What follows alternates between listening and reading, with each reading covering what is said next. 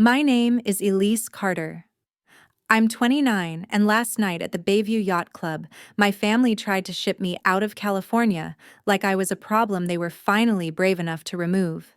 The moment I sat down, my mother pushed an envelope toward me with the kind of quiet confidence people have when they think they're doing something noble. Inside was a $10,000 check already signed, already dated, already decided for me. Before I could react, my father placed a one-way train ticket to Portland right beside it, lining it up as if the table was his boardroom, and my life was another file he needed off his desk. And then, there was my brother, phone raised, recording my reaction, like he was collecting proof that I should be grateful while they pushed me out of their perfect picture. They didn't call it an exile, but they didn't have to. Every movement, every glance, every second of that dinner screamed one thing: you don't belong here. They waited for me to fall apart. They had prepared for it. My mother's soft voice, my father's scripted concern, my brother's camera angled just right to capture the moment I was supposed to crack. But I didn't. I smiled, took the check, took the ticket, and let them believe they'd finally fixed their useless daughter. They had absolutely no idea what I'd done 48 hours earlier, no idea what had cleared into my account, no idea that the startup they spent years mocking had sold for $9.5 million. And as I sat there pretending to accept their decision, one thought hit me so sharply I almost laughed. Sometimes silence isn't weakness. Sometimes it's the cleanest way to watch people reveal exactly who they are. In a moment, I'll tell you the real reason I stayed quiet, because it changed everything. Looking back, the patterns were always there if I paid close enough attention. My family operated on a system where worth was constantly measured, and every conversation had a subtle undertone of comparison that placed Tyler firmly on the pedestal, while I stood somewhere down by the base, unseen, unless there was something to criticize. Growing up in that environment felt less like being raised and more like being evaluated, and the results were always the same. Tyler excelled effortlessly, and I was reminded directly or indirectly that I fell short of whatever image my parents thought their daughter should be. The earliest memory that truly shaped me happened when I was 11. I had spent weeks working on a homemade water filtration system for the regional science fair, testing materials, running trials, documenting everything with the kind of enthusiasm only a child deeply invested in her project could have. I rehearsed my explanation in front of the mirror, imagined the judge's questions, even hoped someone in my family might notice how much effort I put into it. The evening before the fair, I placed the model on the kitchen counter, offering a silent invitation for anyone to ask about it. No one did. The next morning, I stood by the front door ready to leave, holding my project carefully to avoid damaging the structure. My father entered keys in hand and mentioned casually that Tyler had a baseball game in another county and that all of us would be going. There was no room for negotiation in his tone. My mother tied her scarf without glancing at me, and Tyler bounced a baseball in his palm as if the decision was obvious. I followed them into the car, sat in the back seat with my project resting across my legs, and watched the exit for the science fair disappear behind us, without a single comment from anyone. Tyler struck out twice that day, but they still took him out for ice cream afterward, while I pretended not to care, and carried my unused project straight to my bedroom closet. In high school, when I earned a scholarship to an agricultural research program in California, a competitive one that required essays, recommendations, and months of preparation, I thought maybe this achievement would finally register. I walked into the living room holding the acceptance letter, hoping for a moment where my parents would see me the way they saw Tyler. My mother glanced at the paper for barely a second before setting it aside to show me a message she received about Tyler's internship in an accounting firm. She called it a major step, praised his commitment, and talked about how proud she was of him, while my scholarship envelope sat ignored on the coffee table. I remember telling myself that recognition wasn't why I worked so hard, but the disappointment sat somewhere deep heavy in a way that didn't fade as quickly as I wished it would. The moment that truly cemented my understanding of my place in the family came during my sophomore year of college. I had just returned from a field research trip exhausted, but thrilled with the data I'd collected. My clothes were dusty, my boots covered in soil, and my arms full of notebooks filled with measurements and observations. I stepped through the front door expecting at least a curious question about where I'd been. Instead, my mother stared at the dirt on my jeans and asked if I had gotten myself into trouble. My father chuckled and made a passing comment about me looking like I'd been dragged through a field, and Tyler smirked without lifting his eyes from his phone. No one asked about my work, my research, or why the notebooks mattered. The dirt registered more strongly than my effort. None of these memories came with dramatic explosions or loud arguments. They arrived quietly, shaping my understanding of my family in slow, deliberate layers. By the time I reached adulthood, I understood exactly how things worked in that house. Tyler was the definition of success, and I was the example used to highlight how perfectly he fit their mold. By the time I reached my early 20s, I had stopped expecting anyone in my family to understand why I cared so much about soil data or irrigation patterns, but I couldn't shake the feeling that there was something important hidden in the numbers I kept collecting.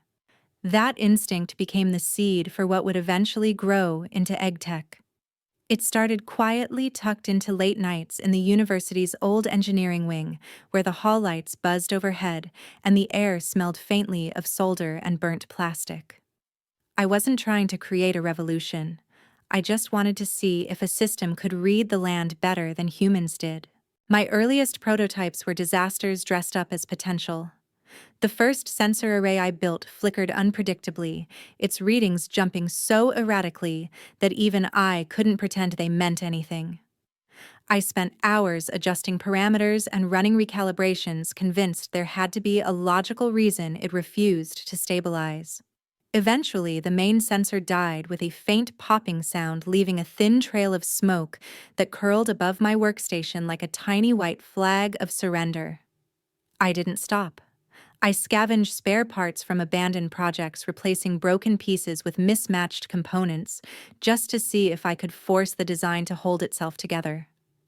The second model seemed promising at first, but when I tested it on a controlled moisture basin, the entire board shorted out, sending a splash of water across the table and freezing the system mid-cycle.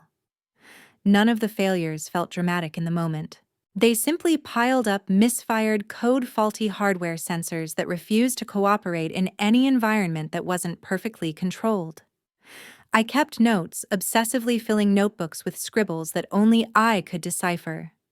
Every time something failed, I convinced myself that understanding the failure mattered as much as the fix, and that belief kept me returning to the lab night after night, even when exhaustion blurred the edges of the diagrams I was sketching. The first time I thought the system was ready for real-world conditions, I arranged a small test at a family-run farm in Oregon. It wasn't a major operation, just a modest vegetable field run by people who were kind enough to let a young researcher experiment on a corner of their land. I installed the sensors, carefully checked the wiring, double-checked the calibration, and drove back to my apartment with a rare sense of optimism. 2 days later, the optimism disappeared when the farm called and asked me to return immediately. The algorithm had misread the moisture levels and triggered excess water release, leaving part of the field glistening with standing water. The plants hadn't completely died yet, but they were close.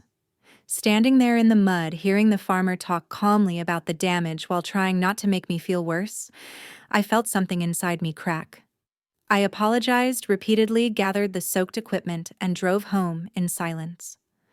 Walking through the front door with the ruined sensors still muddy in my hands, I hoped maybe someone would ask what happened.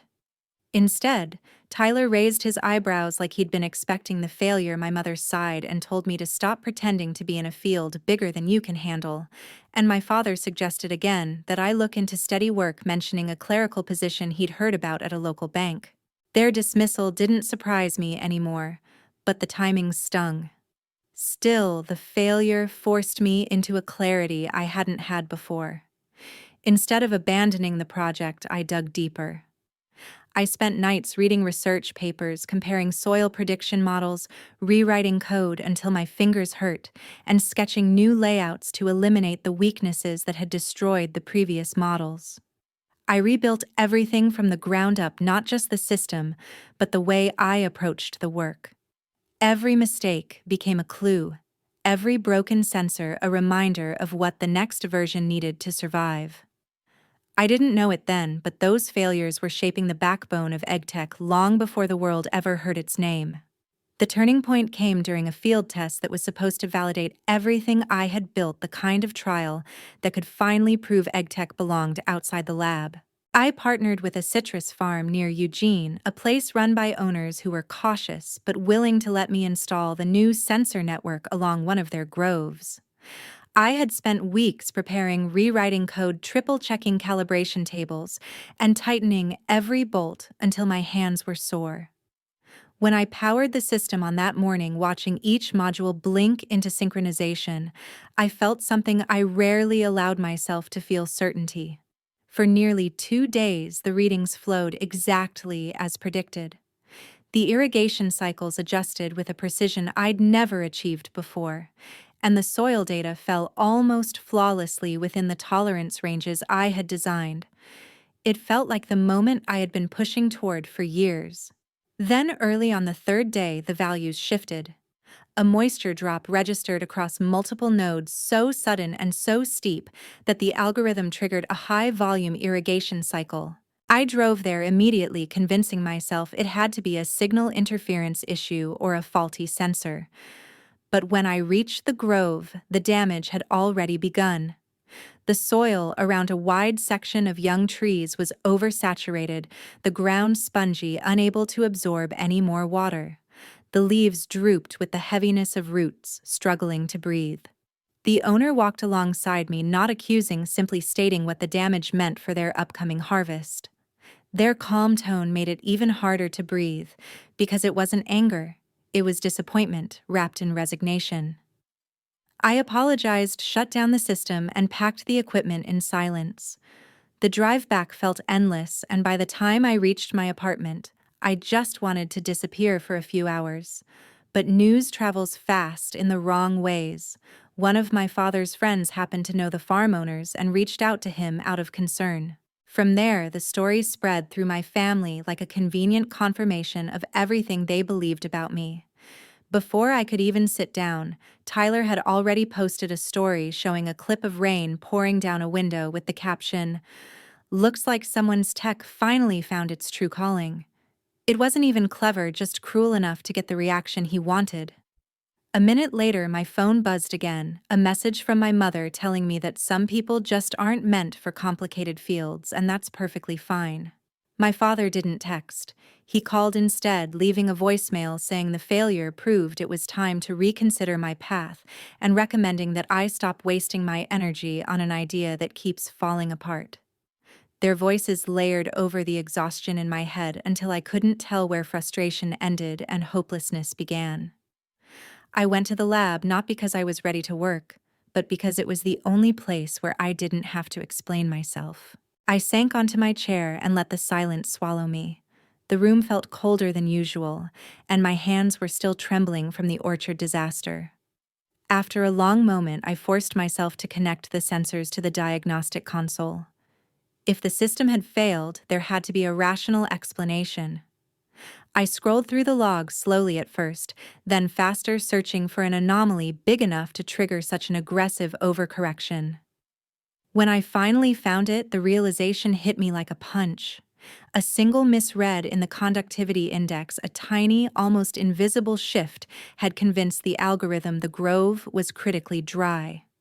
One microscopic flaw had been enough to destroy weeks of work and damage an entire section of crops. But instead of breaking me, that detail sharpened something inside me.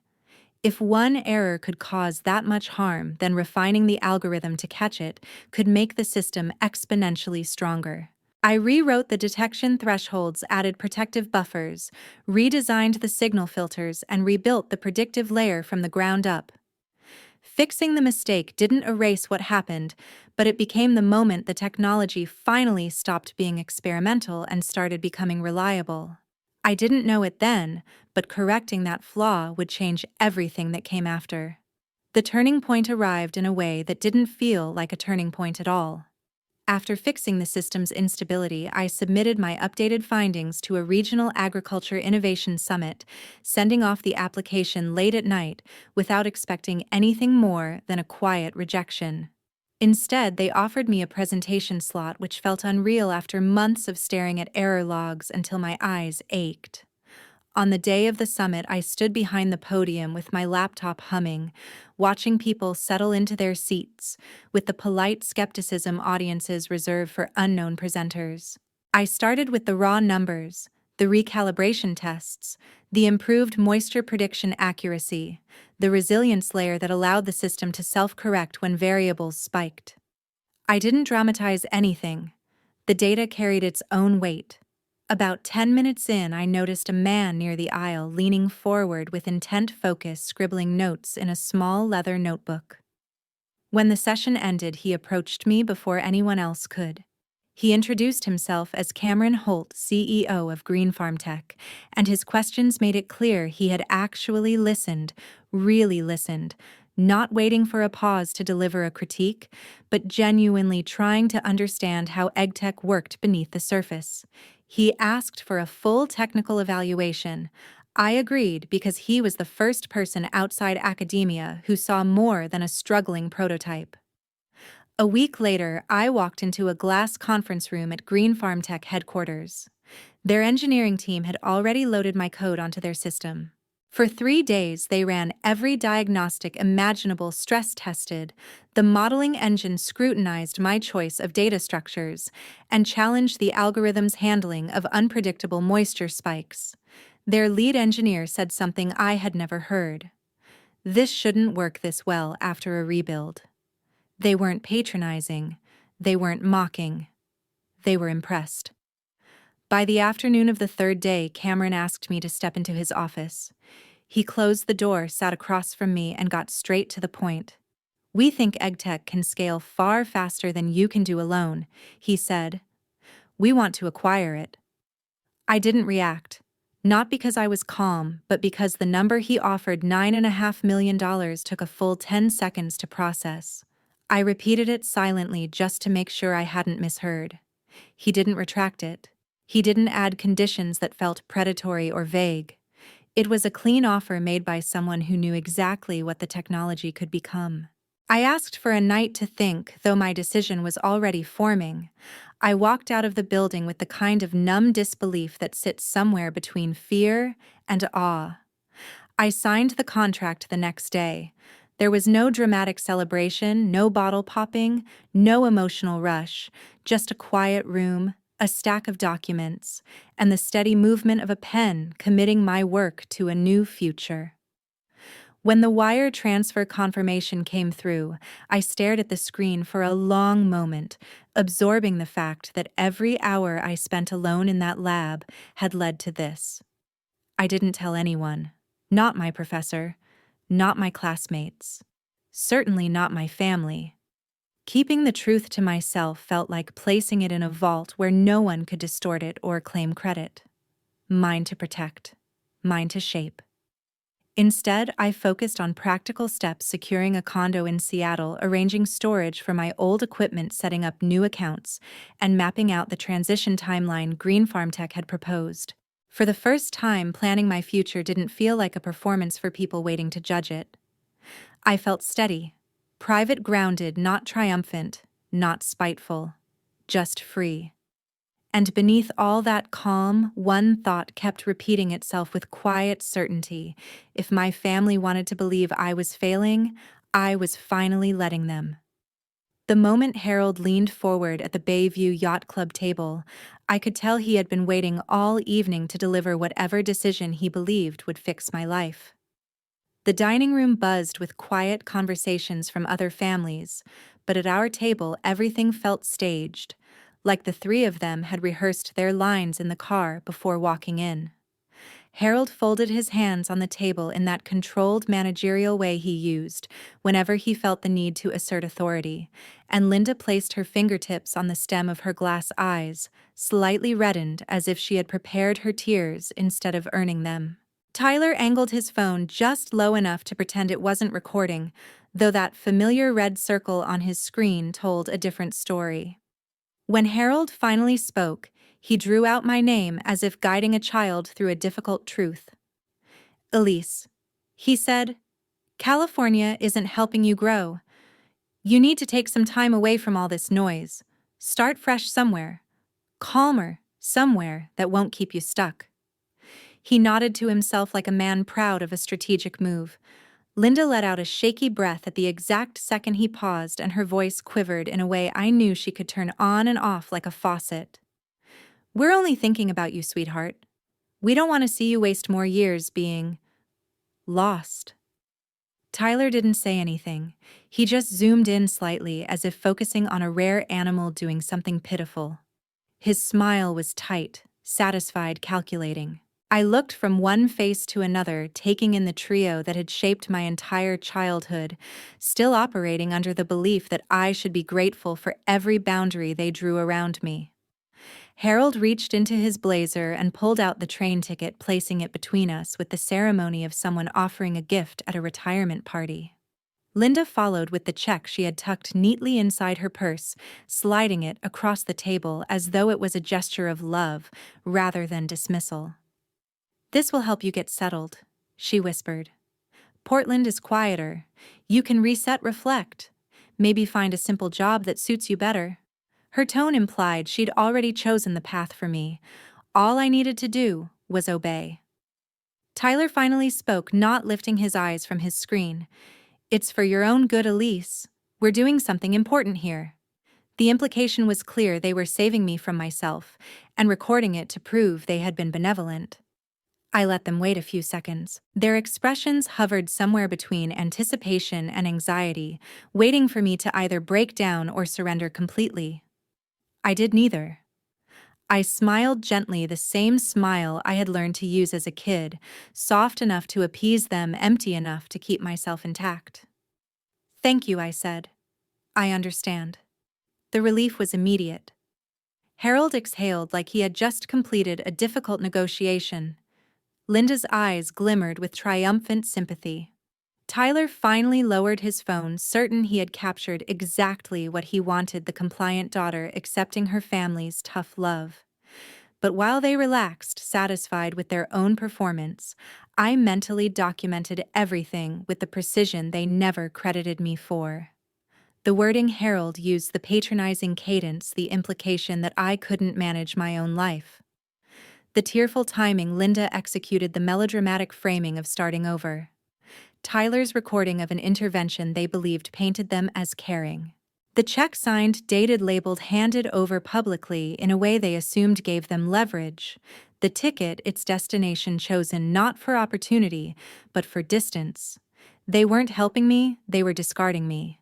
And the most ironic part was how proudly they did it, believing their version of the story would be the only one that mattered. I tucked both the check and the ticket into my bag with steady hands and a neutral expression they interpreted as acceptance. They didn't realize that every small detail of this dinner, every line delivered like a pre-written script, was becoming evidence that none of them would be able to rewrite later. To them, this night was about control. To me, it was the cleanest confirmation of everything they had spent years pretending wasn't true. And as they sat there congratulating themselves, I understood that they had no idea how completely they had just handed me the last thing I needed: clarity. There's a strange kind of silence that hits right before your world detonates. Not the dramatic kind, but the thin electric pause that makes you wonder if the universe is inhaling sharply on your behalf. That silence wrapped around me the moment I slid into the back seat of the Uber leaving the Bayview Yacht Club, and everything inside it behind. I didn't look back. I just exhaled once, steady and controlled, and unlocked my phone. The screen exploded to life.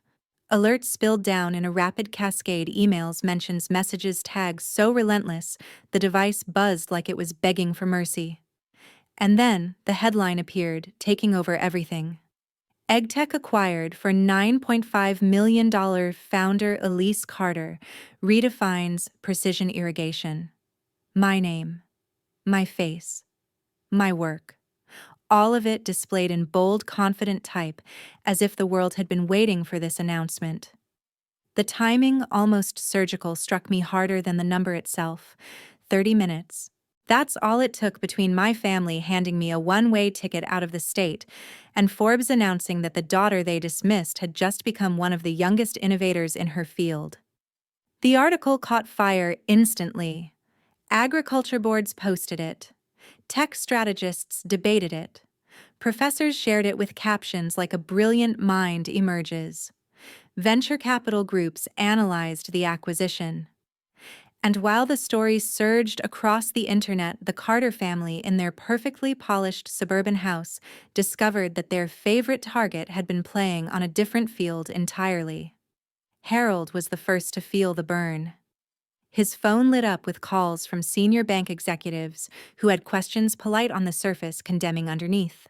Why wasn't the bank informed that Harold's daughter had built technology that national investors now called disruptive? Why had he spoken of me as if I were drifting with no aim? And how had he overlooked an opportunity that could have connected their institution to a rising research sector? In Harold's world, perception was everything. And that night, perception turned on him with precision.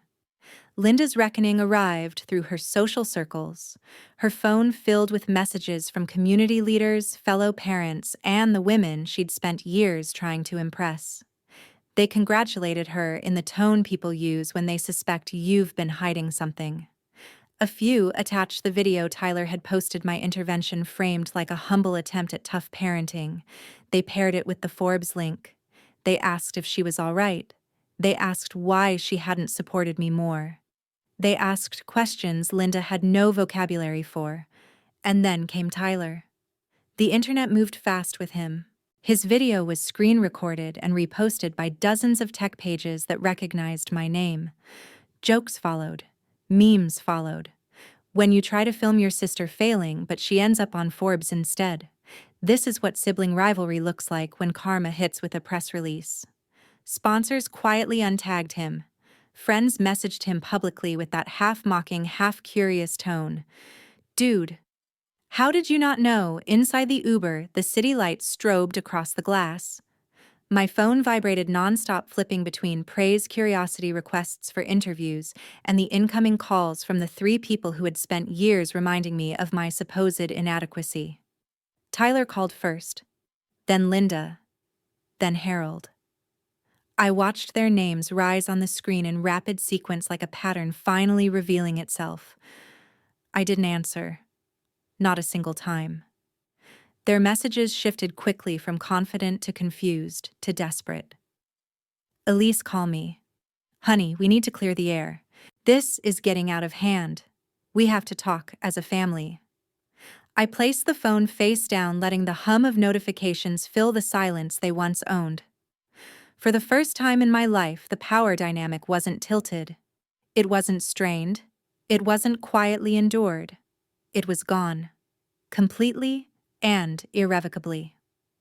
And as the car carried me through the city, I understood the truth with an almost startling clarity. They weren't losing me because of the money.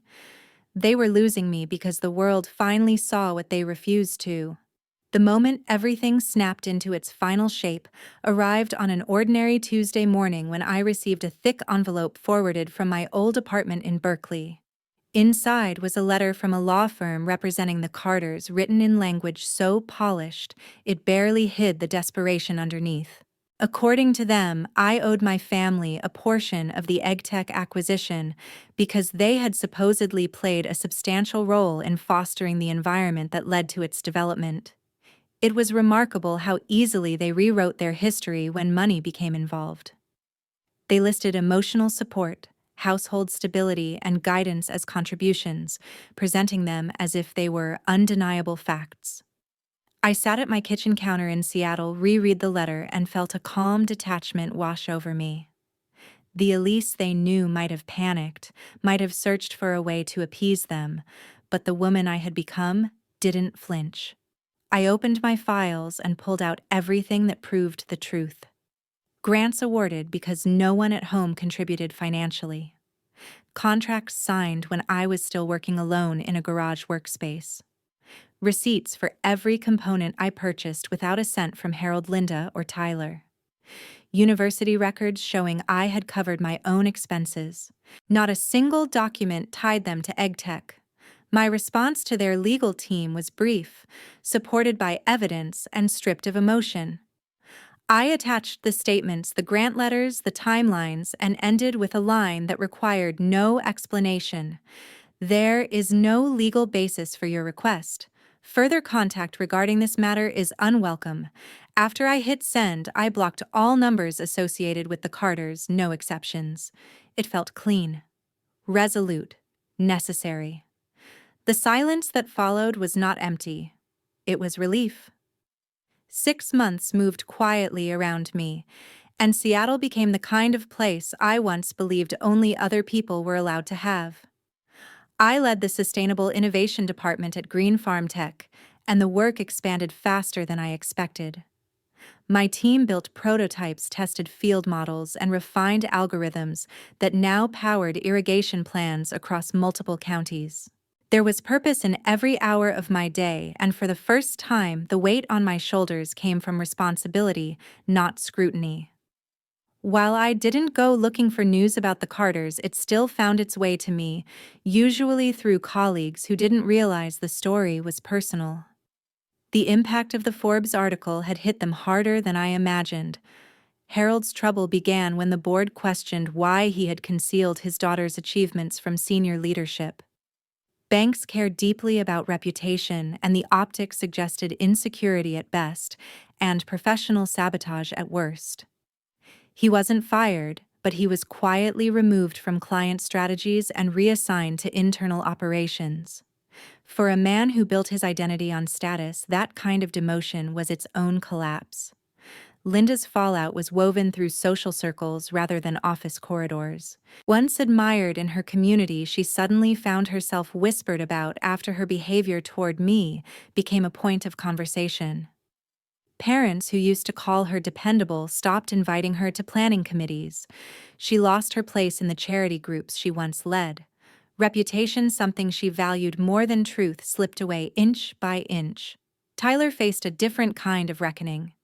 His video, the one he proudly filmed at Bayview Yacht Club, surfaced again when EgTech's acquisition trended online. People saw the smirk on his face as he recorded me accepting a check meant to push me out of the state. Comment sections filled with criticism, sponsors backed away, and the agencies that once booked him went silent. It wasn't a public scandal, but it was enough to stall his career, and I kept my distance. Not out of spite, but out of self-respect. My life had opened into something larger than the narrow roles they once forced me into, and returning to them would mean choosing the same wounds all over again. One evening, after a long meeting, I sat on my balcony overlooking the water and realized something simple: I didn't need closure from them. I didn't need apologies. I didn't need recognition.